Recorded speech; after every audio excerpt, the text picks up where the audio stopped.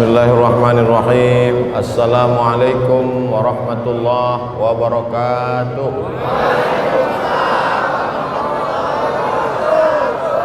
Alhamdulillahi rabbil alamin. Wassalatu wassalamu ala ashrafil khalqi ajma'in, sayyidina wa maulana wa syafi'ina wa zuhrina wa qurrati a'yunina Muhammadin wa ala alihi wa sahbihi wa man da'a bi da'watihi wastanna bi sunnatihi ila yaumi liqa'i rabbih. Subhanaka la ilma lana illa ma 'allamtana innaka antal alimul hakim. Rabbi shrah li sadri wa yassir li amri wa hlul 'uqdatam min lisani yafqahu qawli.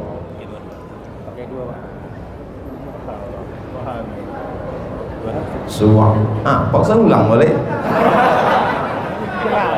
Ke atas, Pak.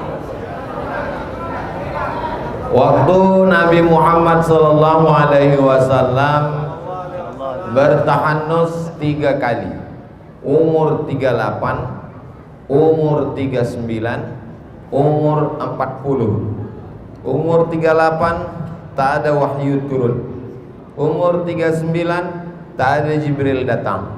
Umur 40 turunlah makhluk yang memeluk dia, hatta balaghanil juhdu, sampai aku merasa berat, sesak bernapas.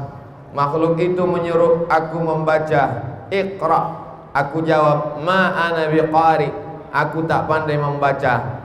Akhirnya dia yang membacakan, Iqra bismi rabbikal ladzi khalaq, khalaqal insana min 'alaqin, Iqra wa rabbukal akramul ladzi 'allama bil qalam, 'allamal insana ma lam.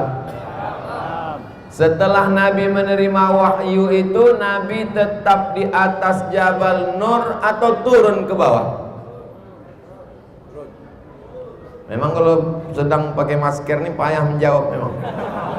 Setelah Nabi menerima wahyu itu, dia tetap berada di Jabal Nur atau turun ke bawah? Turun. Kenapa Nabi turun ke bawah?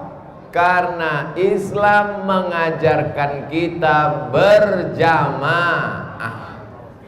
Jadi kalau ada orang sekarang pandai baca Quran, mengaku umat Nabi Muhammad SAW, tapi hidup sendirian berada di atas Jabal Nur, tak mau jumpa tetangga, tidak datang ke masjid, maka sesungguhnya dia bukan umat Nabi Muhammad SAW. Karena alaikum bisunnati, ikuti sunnahku. Qul, katakanlah, in kuntum tuhibbunallah, kalau kamu cinta kepada Allah, fattabi'uni, ikuti aku. Apanya diikut? Semuanya. Di antara yang diikut adalah Nabi berjamaah. Makanya kita disebut dengan ahlus sunnah wal jamaah. Walaupun sebetulnya kalau sudah disebut ahlus sunnah pasti berjamaah. Karena kata Nabi, alaikum bil jamaah, hendaklah kalian berjamaah. Iyyakum wal furqah, jangan kamu berpecah belah. Man syazza syazza finnar, siapa yang sendirian maka sendirian masuk neraka. Jadi jomblo-jomblo masuk neraka karena sendirian. Maka mesti berjamaah. Kenapa kita mesti berjamaah? Karena nabi-nabi yang hebat-hebat, Nabi Musa alaihissalam, dipukulkannya tongkatnya, famfajarat min husnata asyrata aina, memancar 12 mata air. Dipukulkannya tongkatnya, terbelah laut merah, qattaudil azim, seperti gunung yang tinggi kanan dan kiri, lewat Nabi Musa. Tapi doa Nabi Musa, Rabbi syrahli sadri wa yassirli amri wahlul 'uqdatan min lisani yafqahu qawli waj'al li waziran min ahli, berikanlah aku seorang penolong, Harun akhi. Harun. Nabi Musa tidak sendirian, Nabi berjamaah. Doa berjamaah lebih makbul. Qad ujibat da'watukuma, doa kalian berdua dikabulkan Allah. Kuma, bukan qad ujibat da'watuka, enggak, qad ujibat da'watukuma, doa kalian berdua dikabulkan Allah. Yang berdoa Nabi Musa, yang mengaminkan Nabi Harun alaihi salam. Nabi Isa alaihi salam, Nabi Isa yubri'ul akmaha wal abrasa, menyembuhkan orang buta, orang tuli, orang lumpuh biiznillah, wa yuhyil mauta, menghidupkan orang mati biiznillah. Tapi ketika dia menegakkan agama Allah tidak sendirian. Wa idz qala Isa ibn Maryam, ingatlah ketika Isa anak Maryam berkata lil hawariyin, kepada murid-muridnya Hawariyun, man ansari ilallah, siapa yang menolong aku menegakkan agama Allah? Qalal hawariyun, murid-muridnya berkata nahnu ansarullah, kami akan menolong agama Allah. Nabi Musa begitu hebatnya berjamaah, Nabi Isa begitu hebatnya berjamaah, Nabi Muhammad sallallahu alaihi wasallam, kalau Allah mau, innama amruhu idza arada syai'an yaqul lahu kun, tapi tidak dipakai, maka dia berjamaah. Ada yang tua bijaksana, Abu Bakar Siddiq. Ada yang muda gagah perkasa, Umar bin Khattab. Ada yang muda cerdas luar biasa, Ali bin Abi Thalib. Ada yang muda kaya raya, Utsman bin Affan. Ada perempuan berjihad luar biasa, Asma binti Abi Bakar, sampai naik ke atas. Posisikan dirimu. Aku tua Pak Ustaz, Abu Bakar. Aku muda cerdas, Ali. Aku muda bertenaga, Umar. Aku banyak duit, Utsman. Aku susah tapi rajin belajar, Abu Hurairah, Abu Darda. Aku tak mau mengajar, tak mau belajar, melawan, Abu Lahab. Jadi kita ini tinggal memilih saja, mesti berjamaah. Makanya innallaha yuhibbul ladzina yuqatiluna fi sabilihi shaffa. Allah suka menengok orang berjihad menolong agamanya berjamaah seperti dalam shaf barisan. Ka'annahum bunyanum marsus, seperti satu bangunan yang saling mengokohkan. Kubah sebagai tanda. Kubah apa itu? Kubah masjid di atas puncak bukit. Tak bisa kubah tegak berdiri kalau tak ada tiang, dan tiang tidak akan kokoh kalau tak ada pondasi, dan dia akan tumbang kalau tidak ada dinding. Saling menguatkan, saling membesarkan, saling menolong. Wa ta'awanu 'alal birri wat taqwa, tolong menolong dalam kebaikan dan ketakwaan.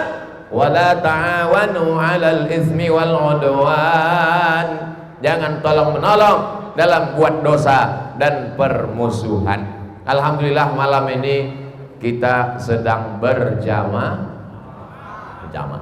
Jadi siapa yang selama ini ragu-ragu berjamaah, maka sesungguhnya dengan kajian malam ini mudah-mudahan hilang keraguannya insyaallah. Adapun orang yang sudah berjamaah, maka semakin yakin dia dan istiqomah. Ini anak-anak muda banyak saya tengok hadir malam ini. Lautan kan ku seberangi, bukit kan ku daki, masjid ku lewati. Apa ini? Mesti berjamaah. Hayya 'alas salat.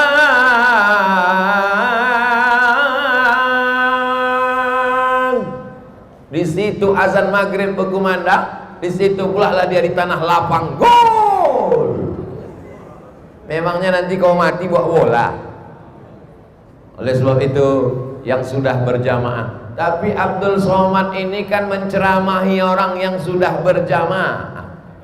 Orang sudah datang ke masjid, sudah mandi, sudah lembut hatinya, sudah pakai topi putih, sudah pakai peci putih, datang ke masjid, sudah sholat, barulah datang Abdul Somad menceramahinya. Siapa yang menceramahi tukang-tukang yang belum sholat ke masjid, pukul lempung lempang tong tang. Siapa yang menceramahi orang di terminal tak tahu maghrib, zuhur, asar, isya? Siapa yang menceramahi orang di diskotik? Ada saudara-saudara kita yang diejek-ejek orang. Siapa itu? Jamaah KUPJ. Apa tuh? Kelompok Ustadz Panjang Janggui. Siapa tuh? Jamaah kompor, karena dia pergi membawa kompor. Siapa tuh? Jamaah tabligh, karena dia menyampaikan. Tabligh artinya menyampaikan. Ini nama orang lain yang menyebut. Yang sebetulnya ini adalah jamaah sunnah, karena dia mengajarkan sunnah Rasulullah sallallahu alaihi. Kalau saya bersembunyi di dalam gua, kalau saya bersembunyi di dalam kamar, kalau saya menyendiri di rumah, sementara orang lain berbuat maksiat, minum khamar, meninggalkan masjid, menyembah berhala, kemusyrikan, apakah kau pikir akan selamat dari azab Allah? La ta'murunna bil ma'ruf, ajak orang berbuat baik, wala tanhaunna 'anil munkar, larang orang berbuat mungkar. Mesti sampaikan ke orang lain. Kalau ada tetangga kita yang masih kedukun, ada tetangga kita kaya tapi tak pernah kerja, kenapa? Dia buka ternak. Ternak apa? Ternak tuyul. Yang salah tuh dia atau kita? Kita yang salah. Kenapa tak pernah mendatangi dia? Kenapa tak pernah mengetuk pintu rumahnya? Kenapa tak pernah menyampaikan dakwah kepada dia? Kita akan dituntut di hadapan Allah. La tus'alunna yauma idzin 'anil na'im. Semua nikmat akan ditanya. Di antara ujung rambut sampai ke ujung kaki, mana nikmat yang paling ringan? Menggerakkan anak lidah.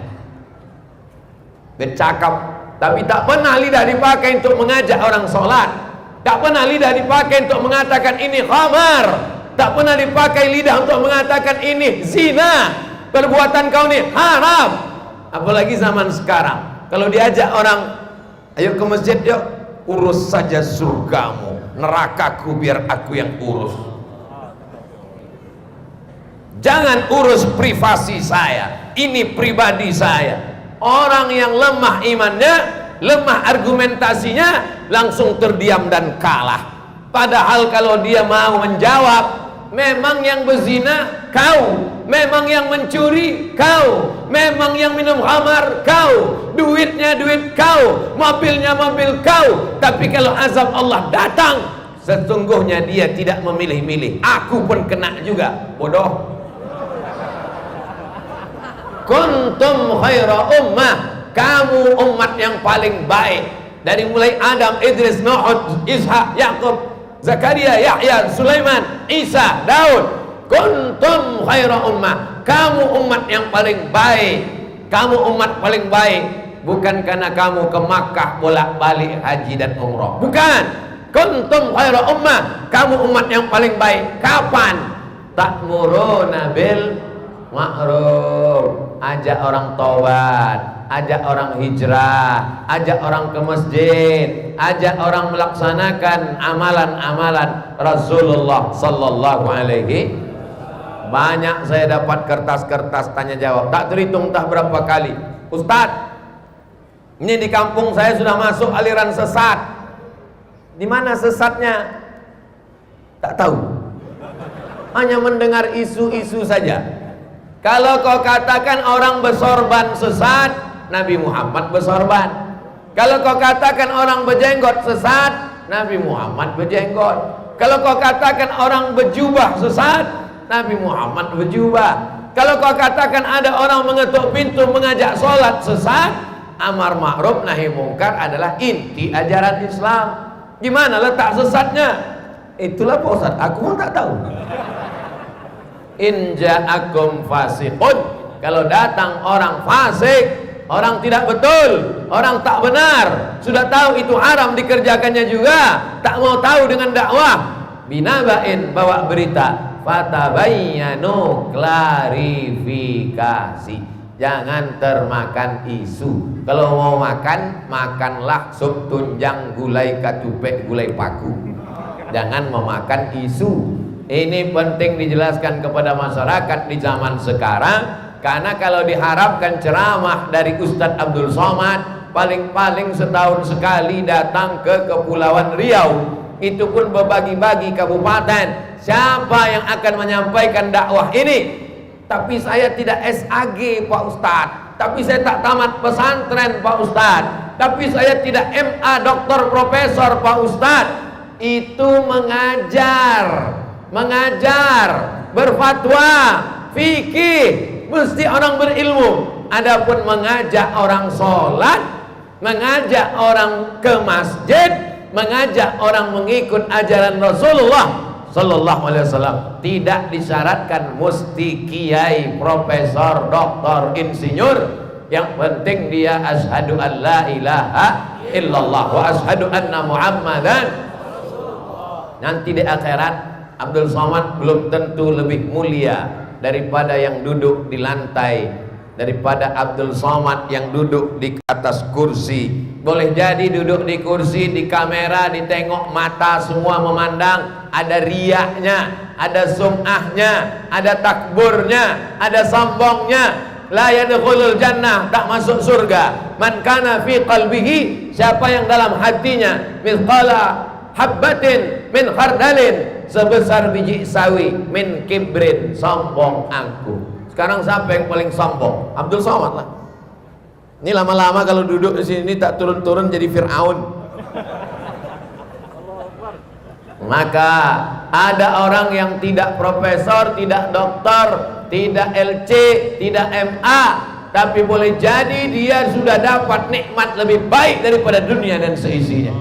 Bukan kata saya, ayyahdiyallahu bika rajulan wahidan, satu orang dapat hidayah kepadamu, khairum min humurin na'am, lebih baik daripada kau memiliki seekor unta yang merah. Zaman Nabi kendaraan termahal unta, di antara unta yang paling mahal unta merah. Kalau sekarang mungkin mobil sport yang harganya 8 miliar pintunya satu.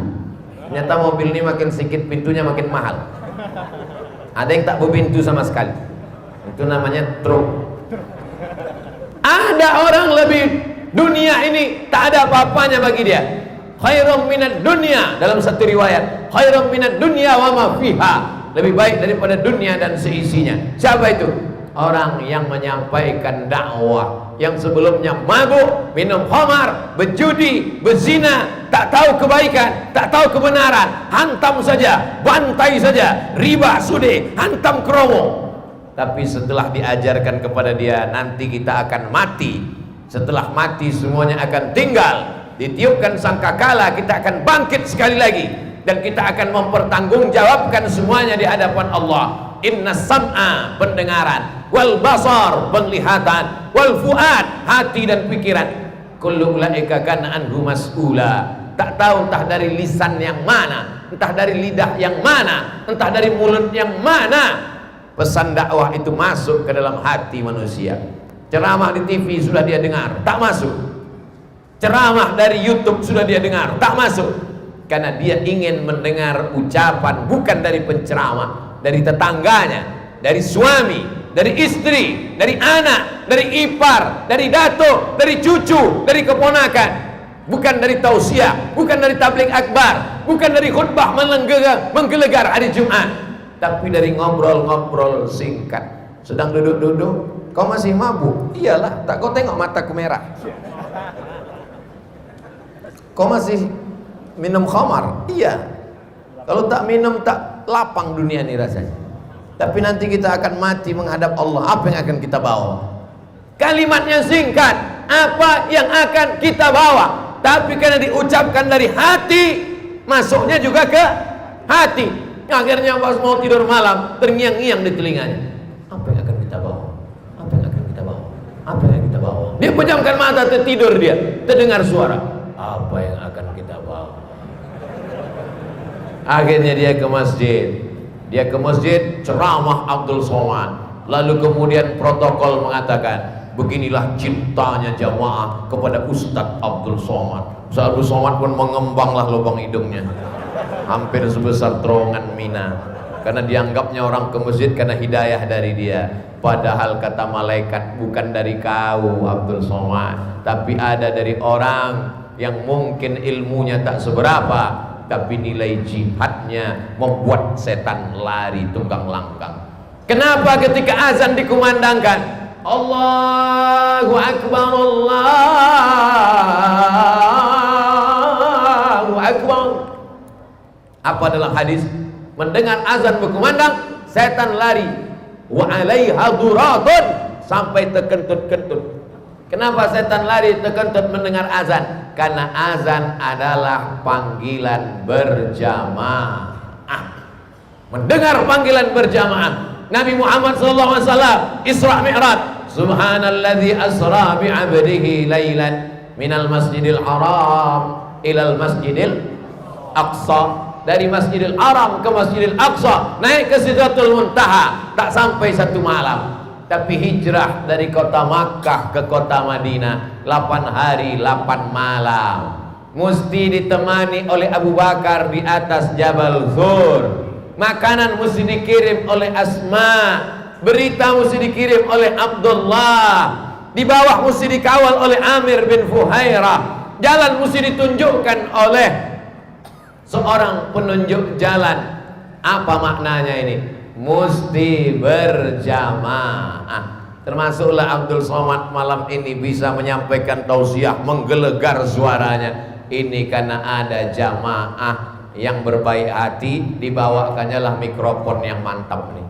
Coba kan ini tak hidup tadi. Assalamualaikum. Tapi begitu datang ini, baru dua-duanya dipakai. Lama udah saya berceramah, baru inilah pakai dua-duanya. Satu di telinga, satu di mana, pegang terus. Kita tausiah sampai masuk waktu isya. Masuk waktu isya, stop tausiah, lanjut tanya jawab. Selesai itu kemudian Bapak Ibu sholat isya. Waktu Bapak sholat isya itu, disitulah saya pulang. Loh, Ustaz kan cerita tentang berjamaah. Pas kami berjamaah, kenapa Ustaz hilang? Aku udah jamaah takdim. Ini ku jelaskan perlu supaya jangan sampai ada fitnah di antara kita. Nanti pulang nengok dari atas, mana Ustaz Somad tadi, mana? Tak ada. Baru aja cerita jamaah, dia pun tak berjamaah. Udah tadi jamaah duluan. Ini perlu dijelaskan karena di internet itu tidak semuanya ngasihkan ini, banyak juga yang ngasih. Siapa itu? Setan. Doanya a'udzubillahi minasy syaitan. Tapi insya Allah kalau kita berjamaah, setan-setan lari tunggang langgang lintang pukang. Malam ini berjamaah, bersemangat. Apa sulit bagi Allah Subhanahu wa taala untuk mendirikan sekolah tahfiz Quran? Innama amruhu idza arada syai'an an yaqula lahu kun. Satu pulau bisa jadi emas. Sanggupkah Allah merubah satu pulau jadi emas? Dari bunyinya macam-macam ragu, macam-macam Bani Israel. Tak ada yang sulit bagi Allah. Kalau tak sulit bagi Allah merubah pulau jadi emas, kenapa tidak diselesaikannya sekolah tahfiz Quran kita? Allah ingin melihat kita berjamaah. Sulitkah bagi Allah mengirim malaikat? Mudah aja, kirim malaikat. Ada orang mencuri, langsung potong tangan. Begitu mencuri, langsung putus. Ada orang minum khamar, langsung putus lidahnya. Ada orang berzina, langsung putus. Allah ingin kita berjamaah. Itu yang diinginkan Allah. Allah itu di awal Al-Quran, di awal Al-Fatihah, tidak dia katakan Bismillahirrahmanirrahim muntaqim, dengan nama Allah yang gagah perkasa dan menghukum. Tidak. Bismillahirrahmanirrahim jabbar, dengan nama Allah Raja yang berkuasa. Tidak. Tapi diawali dengan Bismillahirrahmanirrahim. Dia ingin kita berjamaah. Berjamaah akan menurunkan rahmah. Alaikum bil jamaah. Hendaklah kamu berjamaah. Kenapa? Dengan berjamaah turun rahmah. Majtama'a qaumun fi baitin min buyutillah. Sekelompok orang berjamaah berkumpul di rumah Allah. Yatsluna kitab Allah. Tak ada dibahasnya lain, yang dibacakannya ayat-ayat Allah, sabda-sabda Rasulullah, hadis-hadis sallallahu alaihi wasallam. Nazalat alaihimus sakinah, turun ketenangan ke dalam hati mereka. Makanya kalau ada jamaah tertidur, saya tak pernah marah. Itu menunjukkan bahwa hatinya tenang. Kenapa kau tertidur? Masuk ceramah Ustaz Somad itu ke hati. nazalat alaihimus sakinah, turun ketenangan, ghasyiyat bihimur rahmah, mereka diliputi rahmat Allah, haffat bihimul malaikah, kita ini sekarang sedang dikelilingi oleh para malaikat. Wa dzakarahumullahu fi man indah, mereka dibanggakan Allah Ta'ala kepada para malaikat.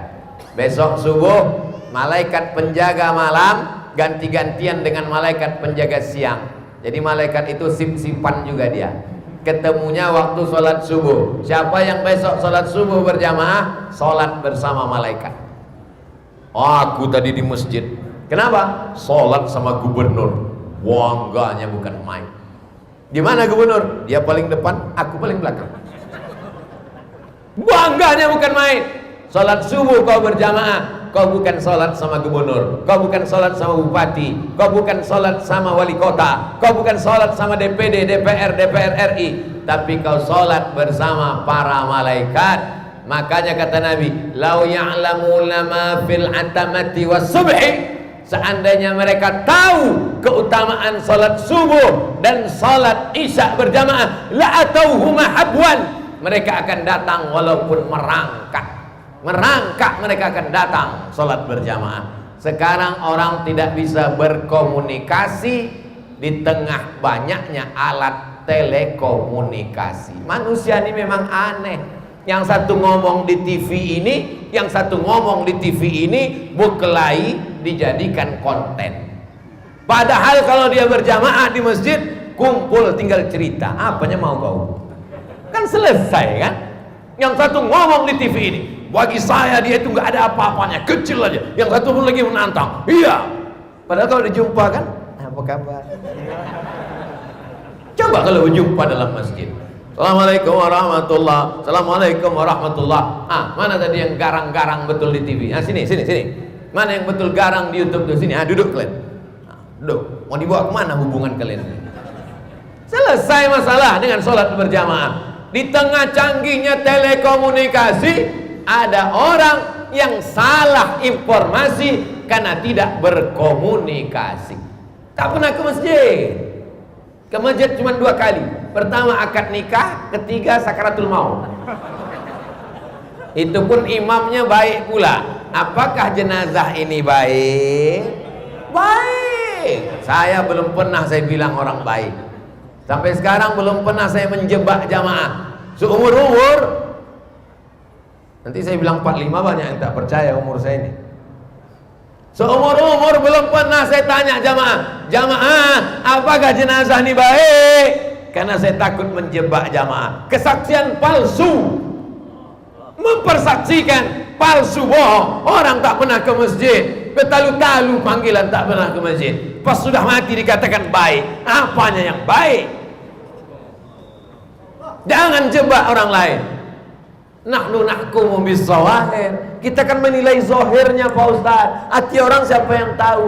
Hati dia siapa yang tahu? Tapi dia tak ke masjid ini kita semua tahu.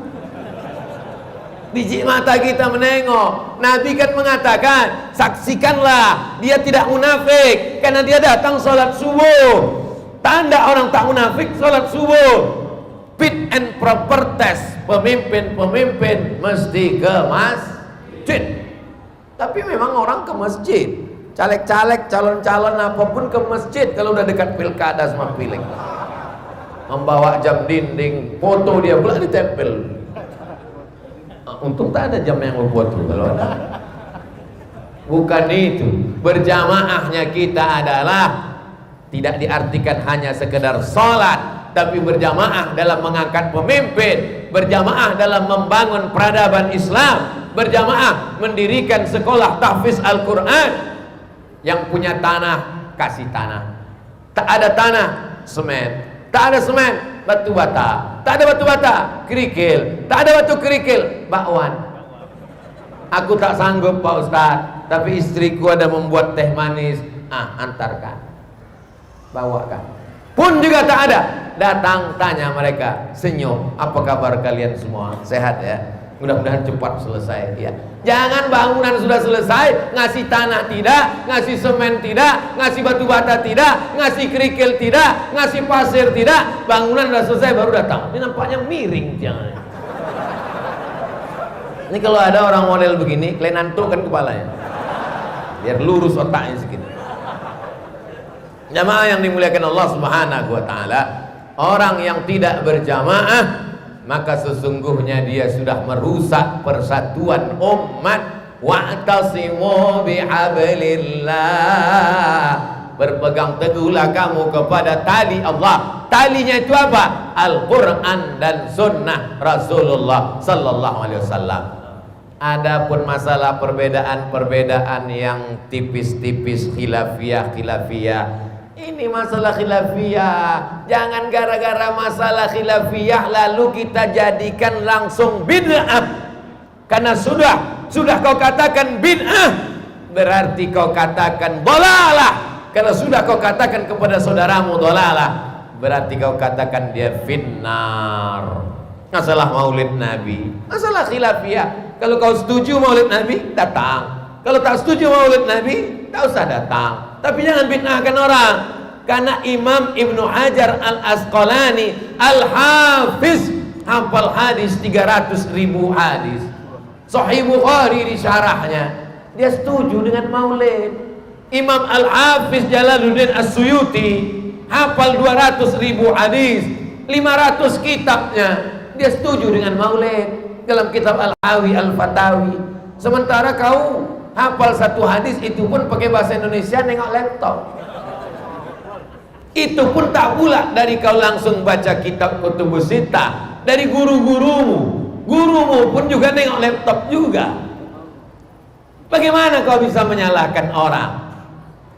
Saya berbeda pendapat dengan dia, ini khilafiyah, tapi tidak langsung kita katakan bid'ah. Karena kalau sudah bid'ah, dolalah. Kalau sudah dolalah, finnar. Sunyi sekali surga itu.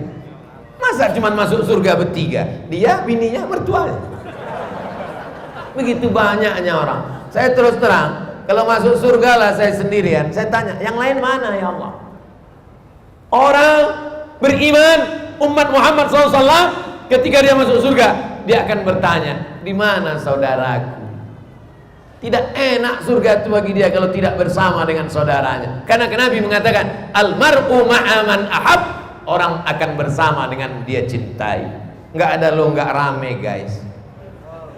Tidak sedap nikmat Allah ini kalau tidak bersama. Orang nonton bola mana enak sendirian? TV satu, kursi satu, nonton sendirian. Macam orang bodoh. Tapi kalau ramai-ramai, tendangannya biasa, teriaknya yang luar biasa. Kebersamaan, hidup berjamaah. Alhamdulillah kita di Tanjung. Ini Tanjung Pinang. Tanjung Pinang masih berjamaah. Tak semuanya bisa duduk, berdiri pun dia tetap berjamaah. Masya Allah, diri tak apa-apa. Di atas lagi melimpah ruah. Ini nampaknya masjid ini sedang krisis ekonomi, lampu mati. Membangun tahfiz Quran lagi. Masya Allah, tabarakallah, kipas anginnya banyak tapi panasnya minta ampun. Karena manusia ini penuh. Yang saya bingungkan nanti sholat isyaknya macam mana lah ini. Yang sudah berjenggot, alhamdulillah. Yang belum tumbuh, beli kemiri, gosok-gosokkan. Jangan saling mengejek. Karena kalau kalian ejek orang berjenggot, aku tengok kau sejak berjenggot ini macam kambing gitu.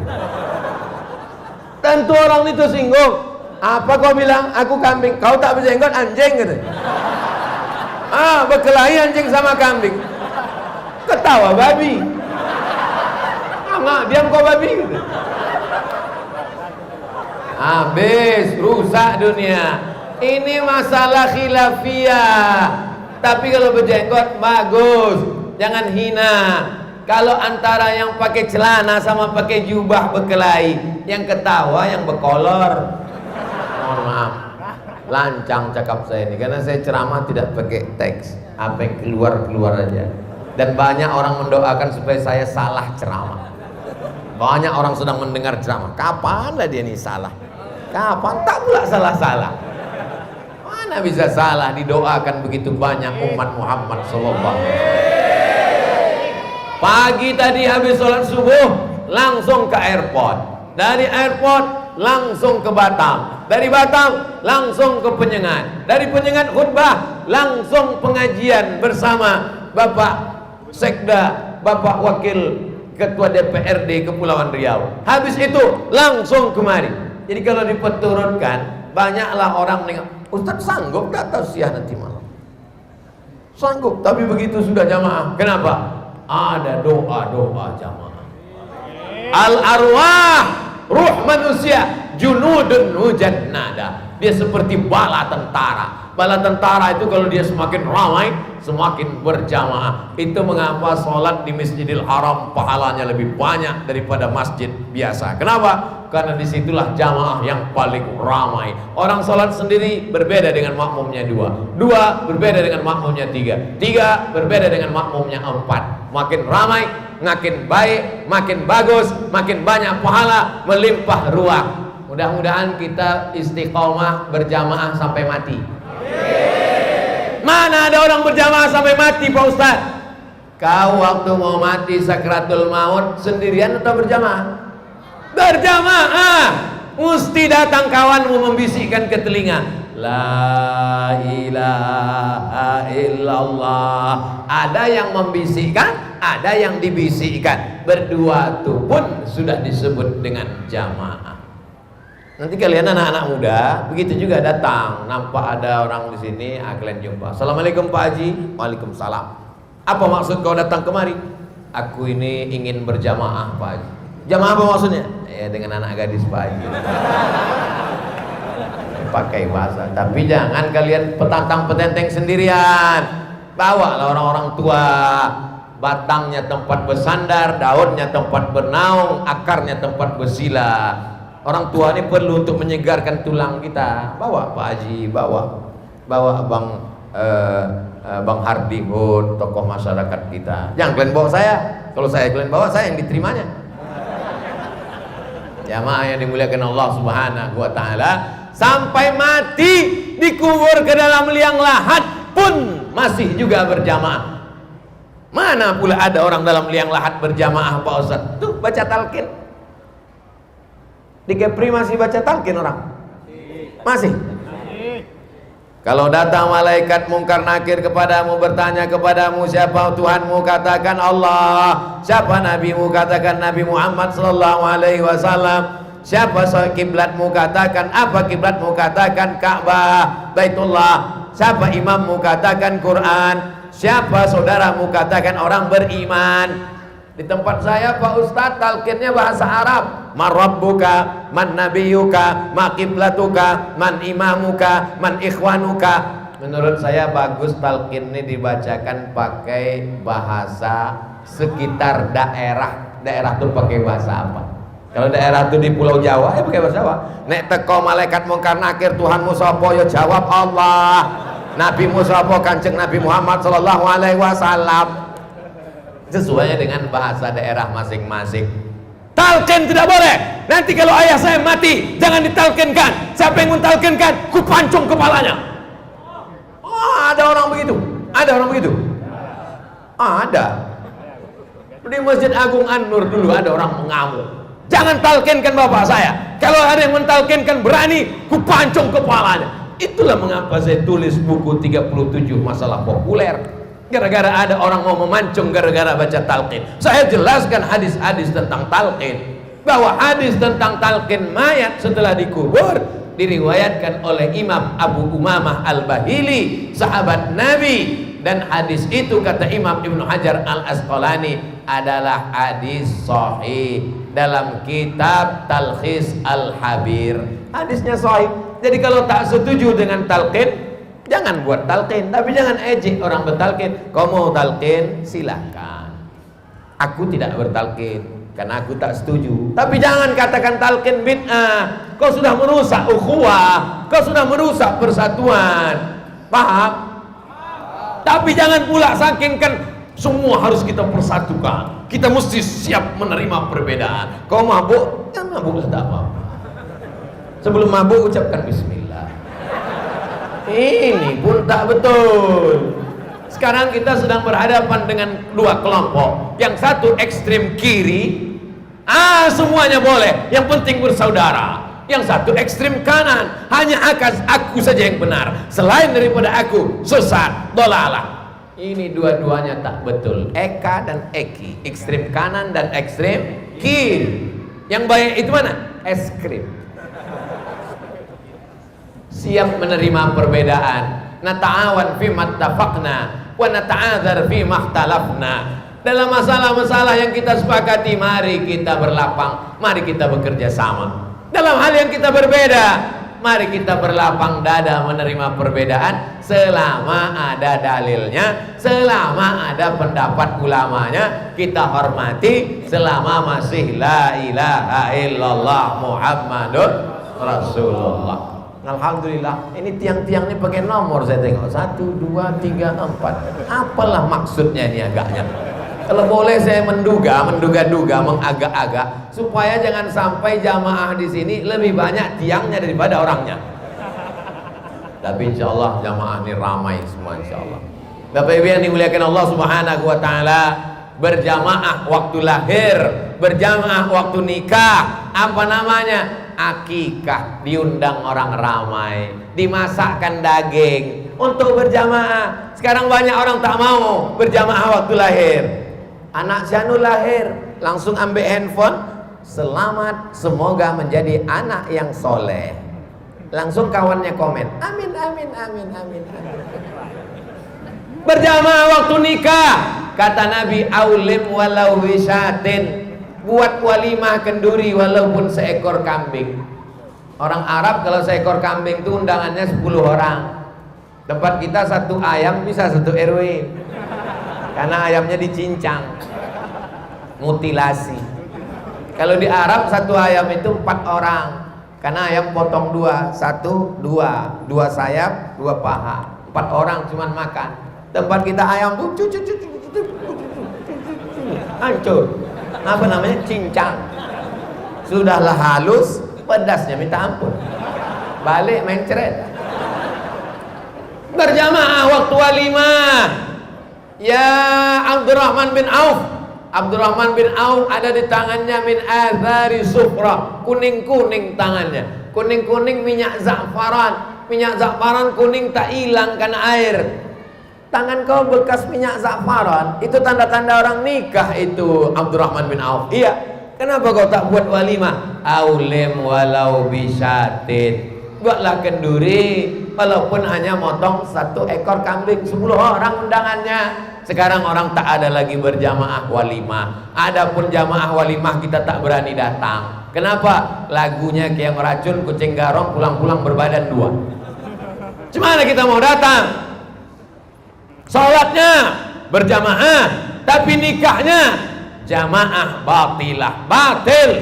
Menghadiri walimah sunnah, tapi menghadiri maksiat haram. Kalau bertentangan antara maksiat dengan sunnah, tinggalkan maksiat.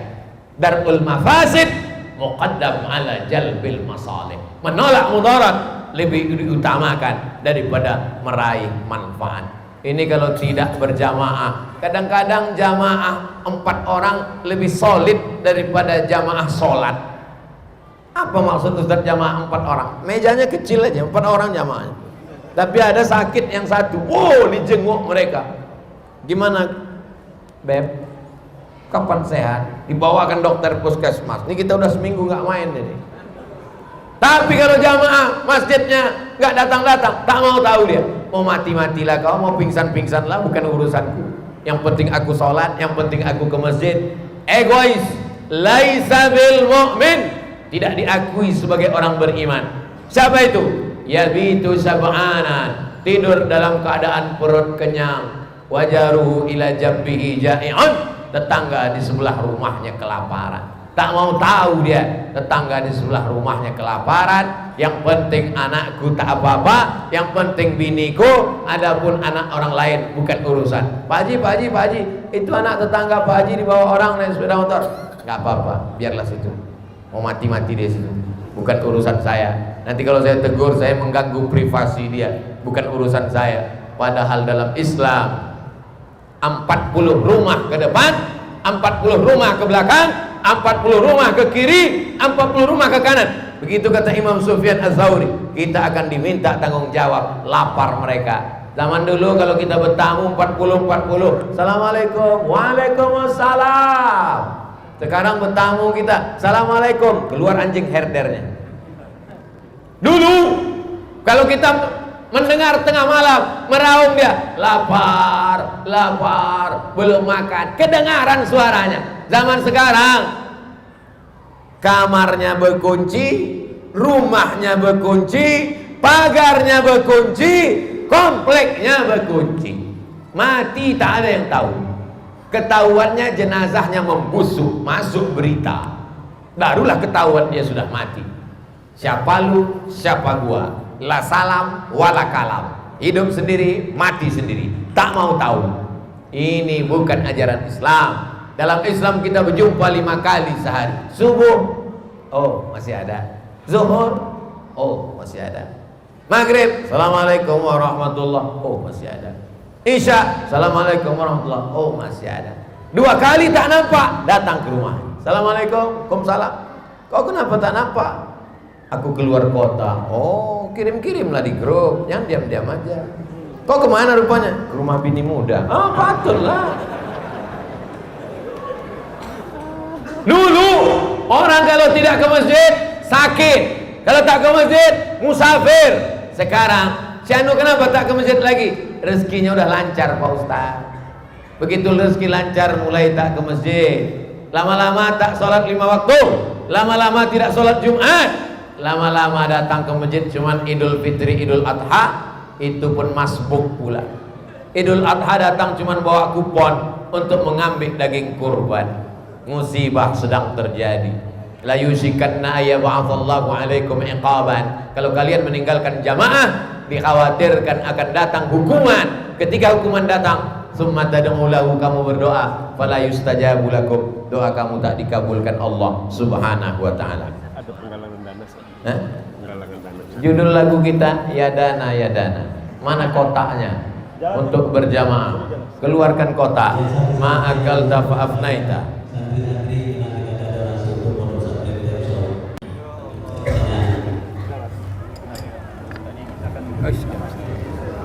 Bismillah.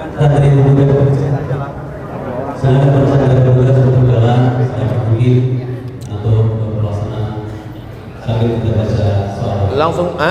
Langsung jawab. Tak jalan kotak, kotak. Sallallahu ala Muhammad, sallallahu alaihi wasallam,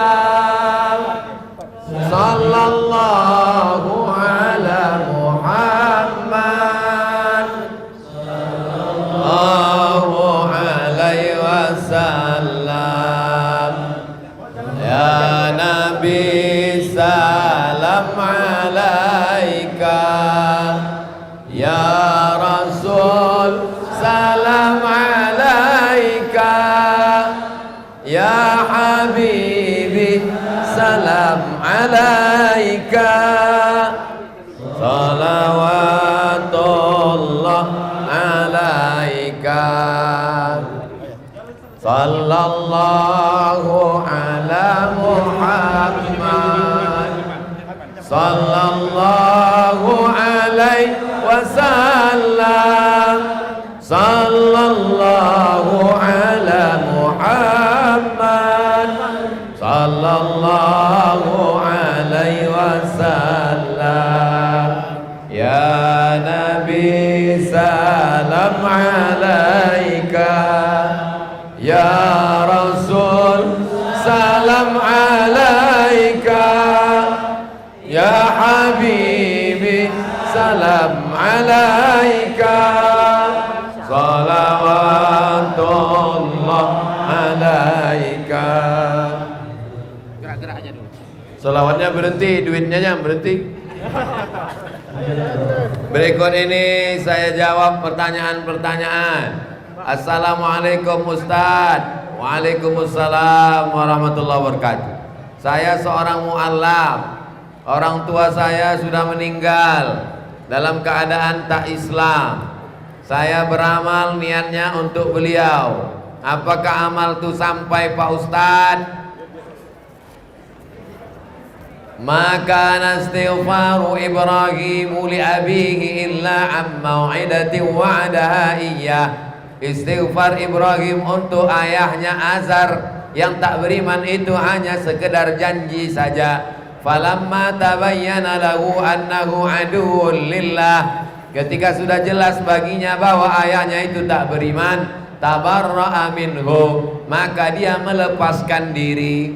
Allah menegur Nabi Ibrahim karena mendoakan orang tua yang tak beriman. Jadi saudaraku yang mu'alaf, kalau mak ayahmu masih hidup, belikan dia pakaian paling bagus, berikan dia makanan paling enak. Jangan dia merasa kehilangan anak. Doakan pagi, petang, siang dan malam. Mudah-mudahan dia dapat hidayah bersyahadat sebelum mati. Kalau dia sudah meninggal dunia, maka katakan, ya Allah, ini hamba engkau, kuserahkan dia kepada engkau ya Allah. Titik. Tak lebih tak kurang. Ini hamba engkau, kuserahkan dia kepada engkau ya Allah. Begitulah yang diajarkan. Karena kalau sampai kita melampau batas itu, Nabi Ibrahim dilarang Allah mendoakan orang tuanya yang tak beriman. Ini hamba engkau ya Allah, kuserahkan dia kepada engkau. Titik.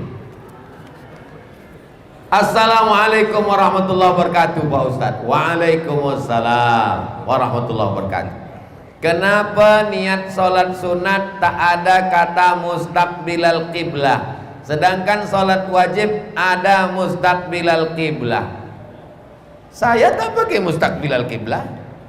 Usalli fardal maghribi salasa raka'atin adaan imaman lillahi ta'ala. Tak pakai mustaqbilal qiblah.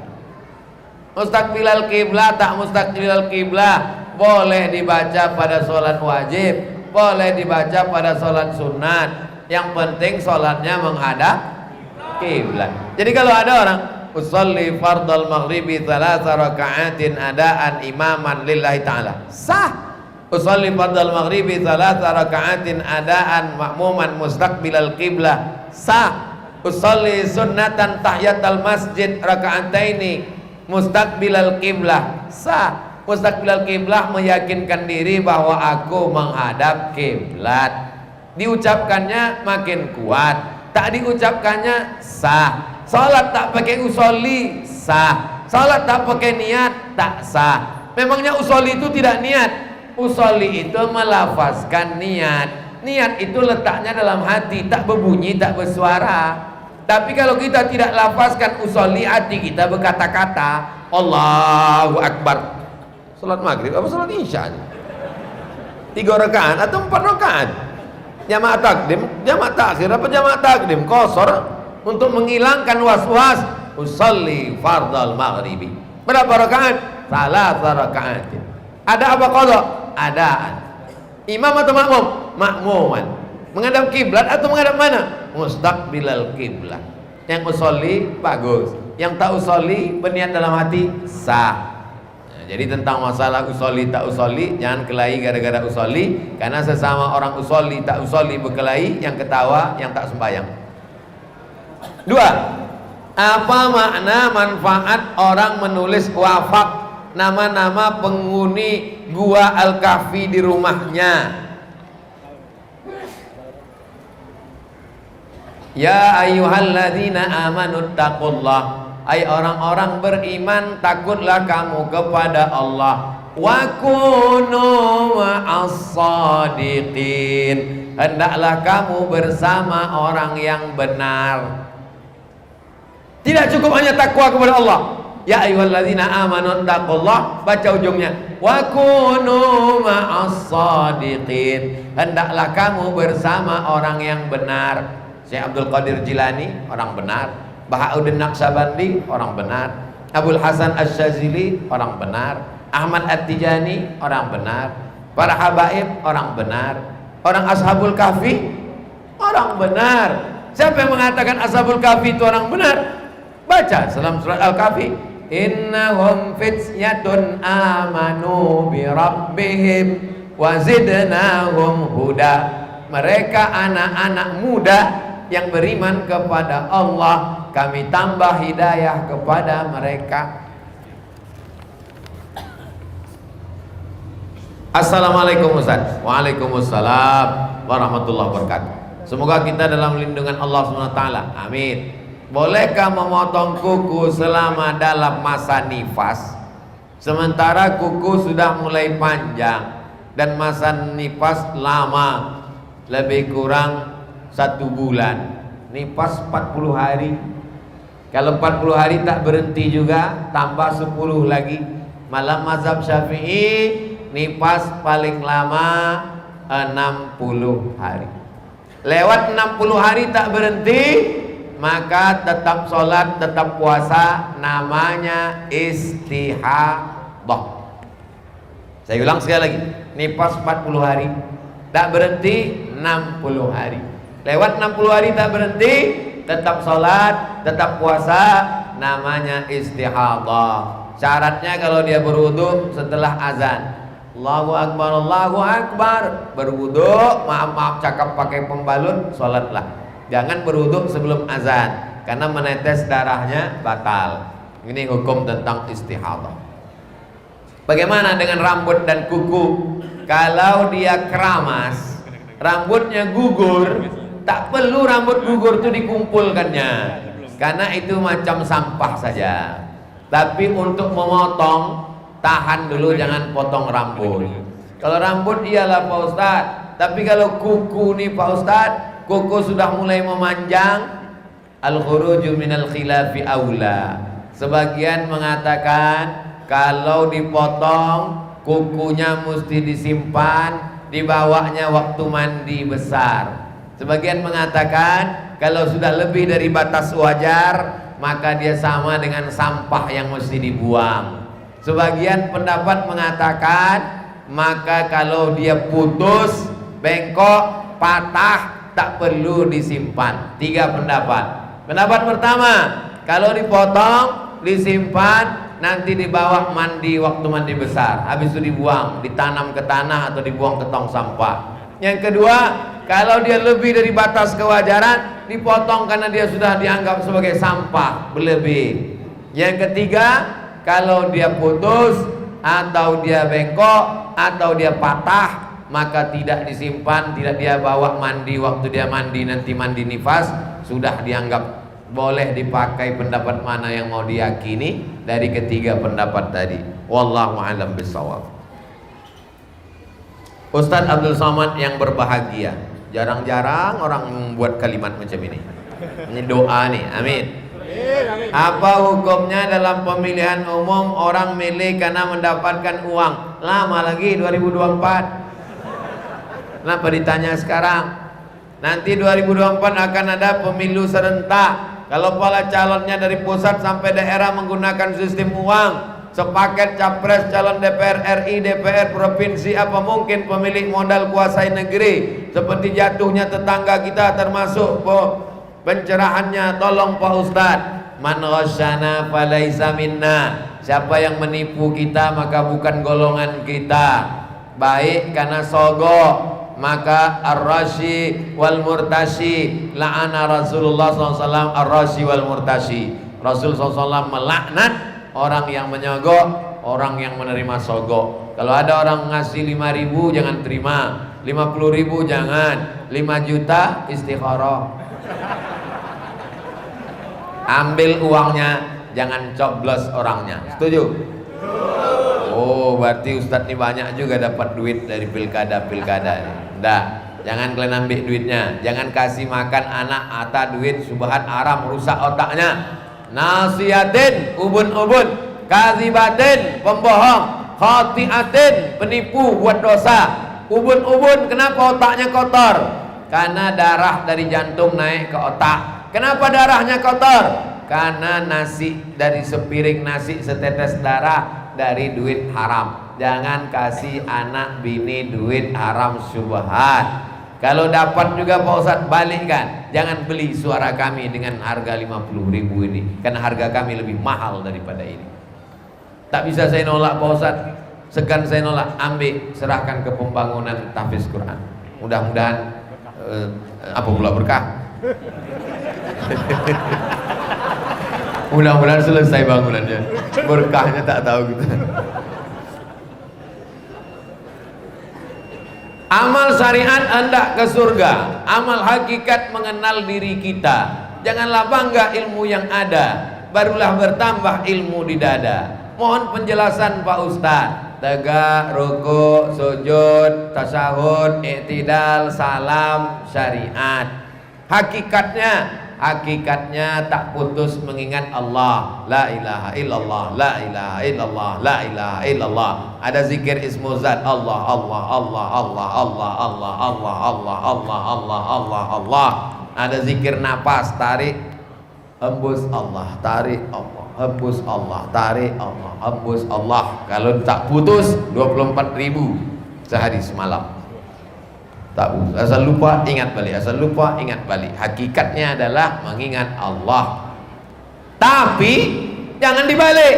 Kalau sudah berzikir tak sembahyang lagi. Tak betul. Kau tak sembahyang. Kalian sembahyang cuma 5 menit. Aku sembahyangku sembahyang daim, tak putus. Sembahyang kalian di masjid itu sembahyang kulit-kulit aja tuh syariat tuh. Aku sudah sampai kepada hakikat. As-syari'atu bila haqiqatin batilah, wal haqiqatu bila syari'atin atilah. Khalifah-khalifah, mursyid-mursyid tarekat Naqsabandiyah. Kemarin saya ditanya, Ustaz, katanya orang tarekat Naqsabandiyah tak baca Quran. Kau dari mana dapat?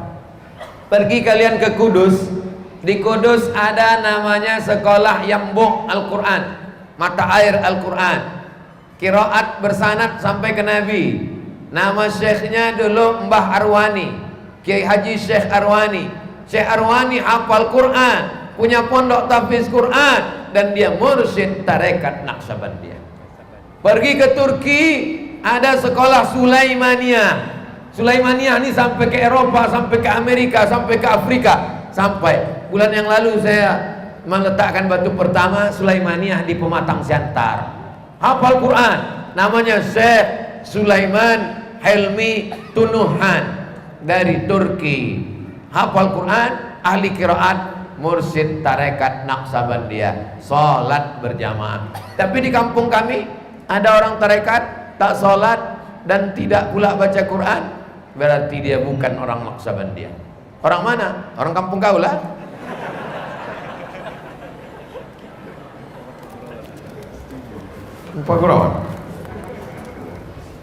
Assalamualaikum Ustaz. Waalaikumsalam. Pak Ustaz, saya mau nanya, ada tak riwayat menyatakan Fir'aun pernah pakai serban?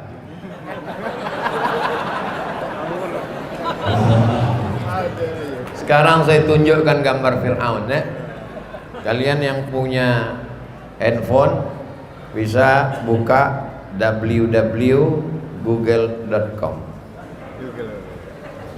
Tulis itu Fir'aun pakai huruf Arab, Fa, Ra, Ain, Waw, Nun.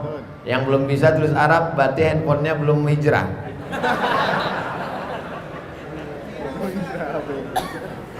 Nampak gambar Fir'aun? Tuh gambar Fir'aun. Fir'aun tuh topinya. Tak ada Fir'aun pakai sorban. Tuh topi Fir'aun. Tuh aja Fir'aun mumi. Ada Fir'aun pakai sorban. Ada Fir'aun. Yang Fir'aun pakai sorban tuh Fir'aun yang udah dapat hidayah. Dah jelas? Terakhir, saking tak adanya lagi kertas. Oh ada lagi? Oke. Ustadz, saya hobi buka YouTube. Tulisan YouTube bukan YouTube. Tulisan YouTube YouTube. Anak geram dan marah Ustadz dibilang bohong, sesat oleh firqah itu. Apa perlu anak one by one? Tolong pencerahannya Ustadz. Kalau perbuatan antum dibid'ahkan orang, Maulid Nabi bid'ah, Isra Mi'raj bid'ah, Furuj bid'ah, Talqin bid'ah, Tarikat bid'ah, Besuluk bid'ah, jangan lawan pakai dalil, karena masing-masing punya kitab. Kalau mau kuat suara, maka suara yang punya mikrofon lah yang paling kuat. Kalau mau kuat-kuatan di medsos, maka yang punya channel YouTube lah yang paling kuat. Lalu bagaimana sikap kami Pak Ustadz? Buat saja. Maulid bid'ah, Maulid bid'ah, Maulid bid'ah. buat maulid 1 hari 3 kali. Sampai akhirnya dia capek. Bid'ah. Khuruj bid'ah, 3 hari bid'ah, 4 bulan bid'ah. Dua gendangnya. Kita capek, dia menang. Dia capek, kita menang. Jelas?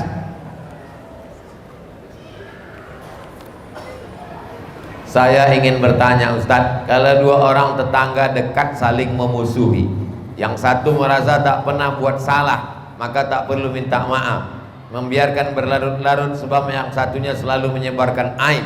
Bagaimana mendamaikan keduanya agar kembali rukun? Sebagai pihak lain, kalau sudah mengajak perbaikan sudah cukup, saya dilakukan. Saya difitnah orang. Saya tidak mau datang ke rumahnya, karena kalau saya datang ke rumahnya nanti dikatakan saya melabrak, dan saya tidak juga mau dia panggil dia ke rumah saya. Nanti kalau saya panggil ke rumah saya, berarti saya sok gila hormat, sok hebat. Jadi bagaimana? Cari mediator, orang penengah yang tidak berpihak ke dia, yang ke kita. Bisa ke tokoh masyarakat, bisa ke alim ulama. Assalamualaikum Pak. Waalaikumsalam. Bapak ini kan tokoh yang dicari-cari di sini, di samping tokoh emas, tokoh bangunan. Ini orang ini memfitnah aku. Tolong hubungi dia. Aku siap. Aku ikut jadwal dia. Telepon dia. Assalamualaikum. Waalaikumsalam. Ini Ustaz Somad mau ngajak tabayun. Bisa nggak? Nggak ada waktu, sibuk. Padahal kalau cerita sibuk, aku lah lebih sibuk lagi. Tak bisa sekali, 2 kali. Hubungi lagi. Bisa apa tidak? Bisa. Tanggal berapa? Tanggal sekian. Jam berapa? Jam 8 pagi. Datang saya jam 8 pagi. Tidak bawa orang, tak bawa pengawal, sendiri datang. Gitu kalau kita mau berdamai. Ini bukan mau kelahi. Datang. Tunggu jam 8. Mana orangnya Pak? Telepon. Assalamualaikum. Waalaikumsalam. Ini Ustaz Somad udah datang. Gak perlu jumpa sama Somad. Kalau udah 2 kali dia tidak juga berhenti, baru kita bertindak. Buat pernyataan. Kalau kau tetap memfitnah aku juga lagi, ku BAP kau ke Polda. Maaf ada, tapi hukum juga ada. As-sinnu bis-sinni. Kalau dipatahkannya gigimu, patahkan juga gigi dia. Al-ainu bil-aini. Kalau dicucuknya matamu, cucuk juga mata dia. An-nafsu bin-nafsi. Dihilangkannya nyawamu, hilangkan juga nyawa dia. Faman afa wa aslaha. Siapa yang mau memaafkan? Tapi kadang kalau kita maafkan, dipijak orang kepala kita. Ada orang barat membuat percobaan. Satu orang artis mencoba untuk diam. Diam aja. Pertama orang memegang pipinya, membelai rambutnya. Lama-lama mulai orang mencubit, menarik rambut. Lama-lama ditolak orang. Artinya kalau kita diam, lama-lama kita dipijak orang. Maka dalam Islam ada akhlak, ada maaf, ada tabayun. Tapi juga dalam Islam ada hukum, ada halal, ada haram, ada wajib, ada sunat, ada hukum hudud, ada hukum takzir, ada hukum qisas. Belajar fikih. Nah, ini penting supaya kita tidak diinjak-injak orang kehormatan kita. Perbuatan yang paling baik adalah antuslihu bainal akhawain, mendamaikan 2 orang saudara. Innamal mu'minuna ikhwah fa aslihu baina akhawaikum. Sesungguhnya orang beriman itu bersaudara, damaikanlah di antara saudaramu yang berkelahi. Itu tadi langkah-langkahnya yang seperti sudah saya sampaikan. Assalamualaikum Ustaz. Waalaikumsalam.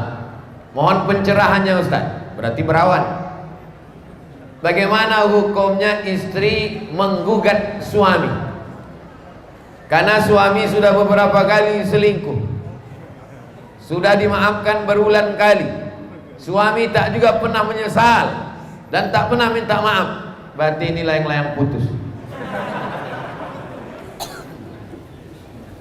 Nasibnya macam Kinan. Perempuan kalau sampai dia minta cerai, bergoncang tiang aras. Laki tadi baik, pergi ke masjid, pakai sorban, berjenggot, pakai jubah. Ceraikan aku bang, gaya kau jadul. nggak modis, ketinggalan zaman, bergoncang tiang aras. Tapi kalau laki-laki tadi mabuk, sakau, selingkuh, jelek, hitam, hidup pula lagi. Sudah dikasih nasihat tak juga berubah. Kalau diadukannya ke pengadilan, digugatnya, jangankan tiang aras, tiang listrik pun tak bergoncang. Cepat-cepat lepaskan dari ikatan si Fir'aun satu ini. Tak ada gunanya. Hidup singkat, tapi prosesnya panjang. Jangan langsung begitu. Panggil dulu wali. Siapa wali ibu? Siapa wali kalian perempuan?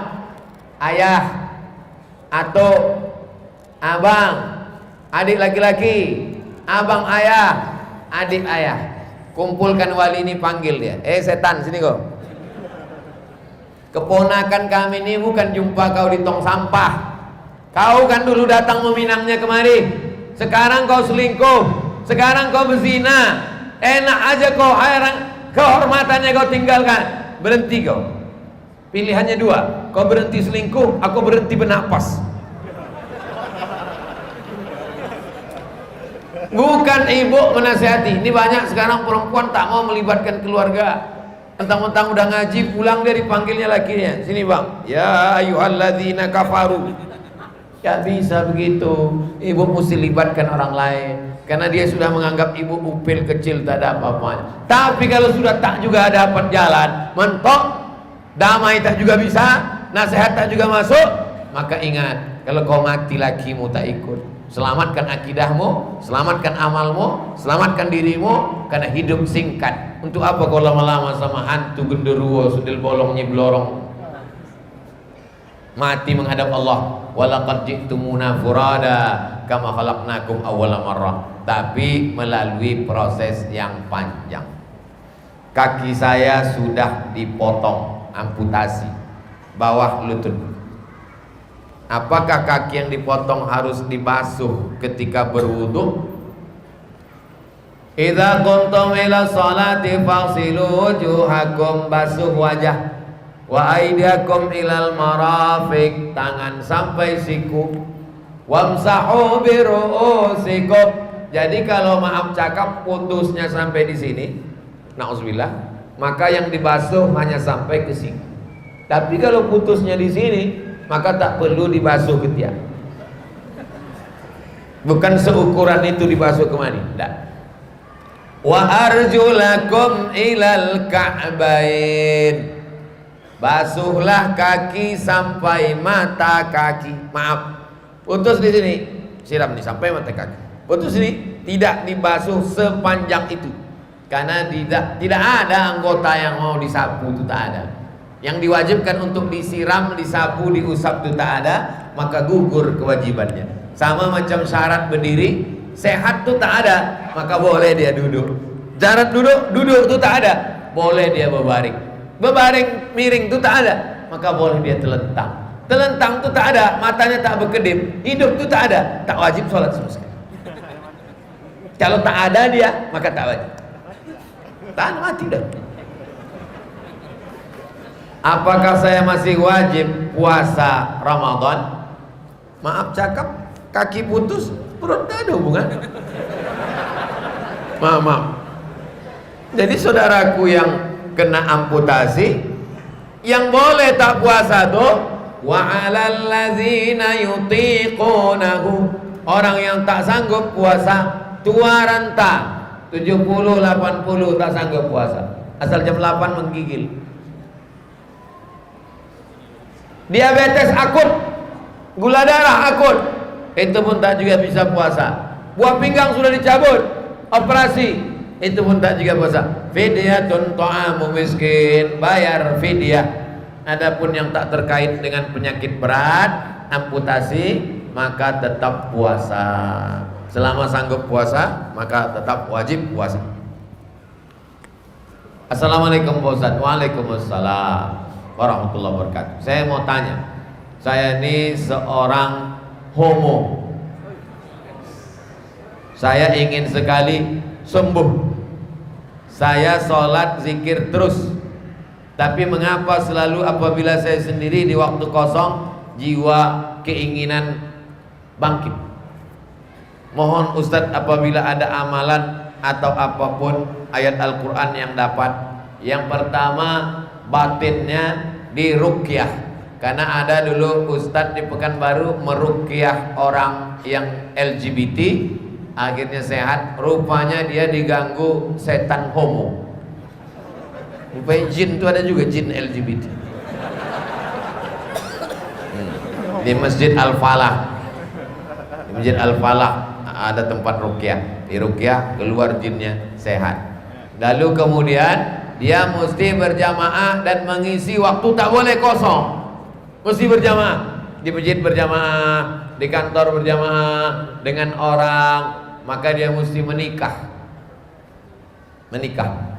supaya disembuhkan. Terus pengajian, terus disehatkan, mengubah pola hidup, tinggalkan pergaulan, grup-grup, chat-chat, kawan-kawan yang LGBT, yang homo-homo nih, dan ini menular. Homoseksual, lesbi, bisek, LGBT ini ternyata menular. Kenapa demikian? Itulah mengapa banyak artis-artis, fotomodel yang awalnya laki-laki lama-lama melambai. Perancang busana, koreografer, penari berubah orientasi seksualnya.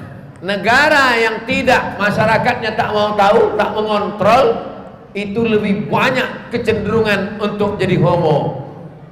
Thailand, orang tak mau tahu, terserah kalau mau jadi apa. Ada pula Miss Lady Boy, mukanya lady, kakinya boy. Oleh sebab itu maka zikir, ikut berjamaah, ikut tarekat, terus berjamaah, menikah, maka insya Allah Allah berikan kesembuhan.